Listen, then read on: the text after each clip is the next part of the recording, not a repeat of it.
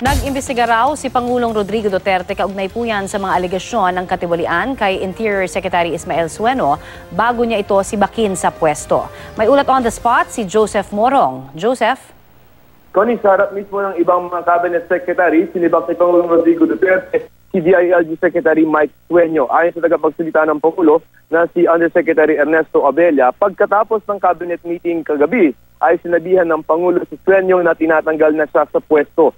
Bago yan, sa simula ng cabinet meeting ay pinutaste ng Pangulo ng tanong si Sueño tungkol sa ilang mga illegal na transaksyon umano ng kalihim. Pati na ang pagbiyahe nito sa abroad, pero hindi idinetalye ni Abella kung ano-ano ang mga transaksyong ito ni Sueño. Sabi ni Abella, abogado ang Pangulo at nag-imbestiga ito bago niya sibakin sa pwesto si Sueño.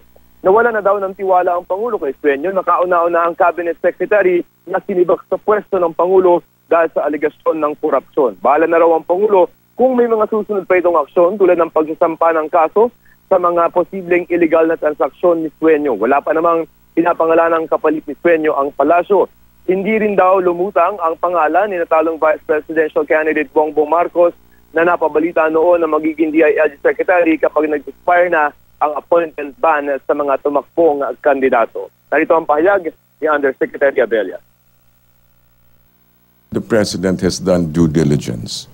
And so he has checked into the matter, and some people, and apparently he has taken note of several legally untenable situations.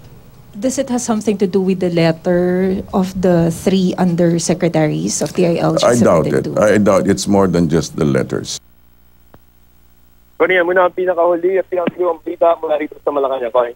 Yes, Joseph, meron ba tayong balita lamang din kung kakasuhan itong mismong si dating DILG Secretary Sueño at ang kanyang misis? Dahil ayon din sa ating source, kasama rin di umano itong kanyang misis sa mga biyahe na kini-question ngayon dahil sa korupsyon.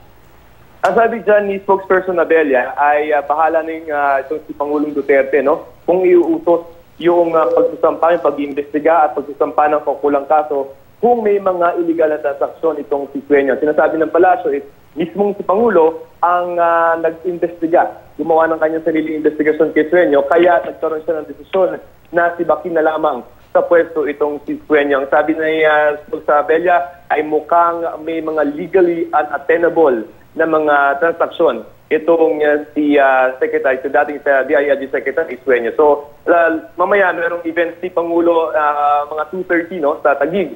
At as is the case with the President, maaaring magsalita siya tungkol sa naging desisyon niya dito kay Sueño ng pagsibak.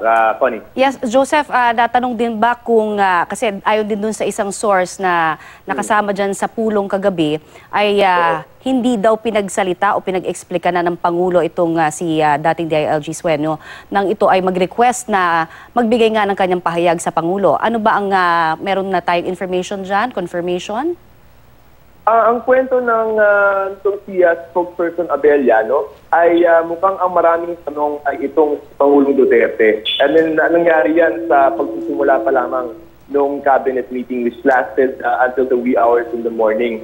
Tapos yung meron kasing in-upload itong Malacanang, no, yung video ng TVM. Doon makikita mo na si Secretary Sueño ay nagkaroon ng konting malit na soundbite. Sabi niya, it's not true. Tapos naputol yung kanyang audio. So, based on that, mukhang nakapagpaliwanag naman itong si Secretary Sueño tungkol doon sa mga allegation sa kanya. Knowing the President, mukhang binigyan naman siya ng light of day, so to speak. But the decision nga, kaninang madalang araw, after nung cabinet meeting was to let him go. Connie. Alright, maraming salamat sa iyong update sa amin, Joseph Morong.